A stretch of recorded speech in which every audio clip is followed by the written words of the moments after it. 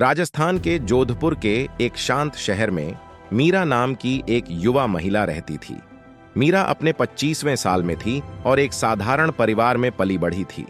उसके सपने भी उतने ही साधारण थे, एक खुशहाल परिवार जहां प्यार और सम्मान का माहौल हो। जब उसकी शादी अर्जुन से हुई, जो एक सॉफ्टवेयर इंजीनियर था, तो उसने सोचा कि उसका सपना सच हो गया है। अर्जुन का परिवार परंपरावादी था, जो पुराने रीति रिवाजों और मान्यताओं में गहराई से डूबा हुआ था। उसकी मां कमला देवी 50 के दशक में थीं और अपने कठोर स्वभाव और तीखे शब्दों के लिए जानी जाती थीं। शादी के शुरुआती दिन उत्सव और रस्मों से भरे हुए थे, लेकिन जल्द ही मीरा ने महसूस किया कि कमला देवी उससे खुश नहीं है। पहली टिप्पणी हल्की सी थी जब वे कपड़े तह कर रही थीं। बेटा, कमला ने कहा, हमारे घर में बहुएं सुबह 8 बजे के बाद खाली नहीं बैठती, अच्छा नहीं लगता। मीरा, जो अब भी घर के माहौल में ढलने की कोशिश कर रही थी, तुरंत अपराध बोध महसूस करने लगी। उसने खुद से वादा किया कि वह जल्दी उठेगी। भले ही शादी और नए माहौल के कारण उसकी तबीयत पहले से ही खराब चल रही थी, लेकिन यह वहीं नहीं रुका।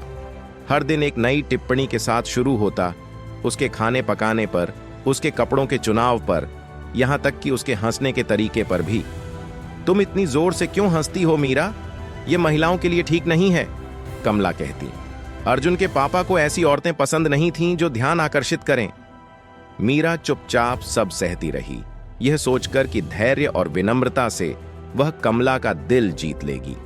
उसने दिन रात मेहनत की ताकि वह परिवार की उम्मीदों पर खरी उतर सके, लेकिन उसकी सारी कोशिशों के बावजूद कमला हर चीज में कमी निकाल लेती। इस सब्जी में तो नमक ज्यादा है, वह कहती, प्लेट दूर सरकाते हुए। क्या तुम्हारी मां ने तुम्हें खाना बनाना नहीं सिखाया? सबसे ज्यादा चुभने वाली बातें थीं मीरा की पृष्ठभूमि को लेकर। कमला उसे बार बार यह याद दिलाती कि वह एक साधारण परिवार से है। हमने तुम्हें अपने घर में जगह दी है, एहसान किया है, इसका शुक्रिया अदा करना सीखो, कमला ने एक रात खाने के दौरान कहा।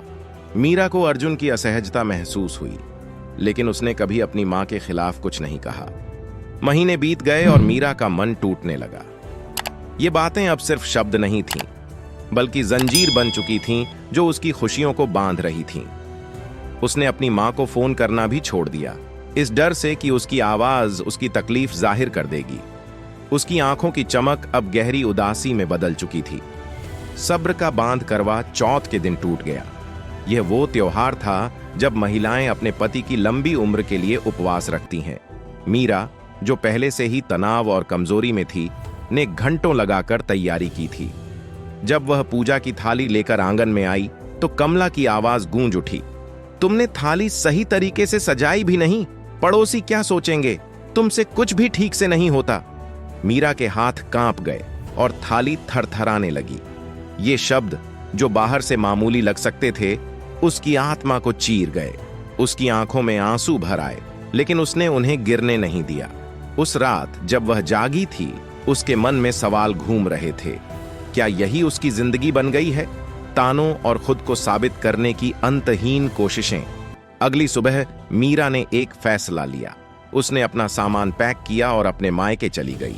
जाते जाते उसने अर्जुन के लिए एक चिट्ठी छोड़ी। उसमें उसने अपने दिल की बात लिखी, मैं इस परिवार में नौकरानी या अपमान सहने के लिए नहीं आई हूं। मैंने एक परिवार चाहा था, जंग का मैदान नहीं। जब तक मुझे सम्मान नहीं मिलेगा, मैं वापस नहीं लौट सकती। कमला ने उस चिट्ठी को पढ़कर उसे एक बचकानी हरकत माना, लेकिन अर्जुन भीतर तक हिल गया। पहली बार उसने अपनी मां से सवाल किया कि उन्होंने मीरा को कभी स्वीकार क्यों नहीं किया। कमला का जवाब बहुत कुछ कहता था, वह हमारे स्तर की नहीं है। अर्जुन को एहसास हुआ कि उसकी चुप्पी भी मीरा की तकलीफ में हिस्सेदार थी। उसने मीरा को वापस लाने का फैसला किया, लेकिन अपनी मां से साफ शब्दों में कह दिया कि मीरा की वापसी तभी होगी जब उसे सम्मान दिया जाएगा। कमला ने पहले तो विरोध किया, लेकिन कुछ महीनों में बेटे और बहू की गैर मौजूदगी ने उन्हें आत्ममंथन करने पर मजबूर कर दिया। पुरानी परंपराओं में जकड़ी हुई महिला के लिए बदलाव आसान नहीं था, लेकिन धीरे धीरे कमला ने कोशिश करना शुरू किया। कई महीनों बाद मीरा लौटी। अब एक विनम्र बहू के रूप में नहीं, बल्कि परिवार की एक बराबर सदस्य के रूप में। कमला भले पूरी तरह बदल नहीं पाई, पर उन्होंने रिश्ता सुधारने की कोशिश की।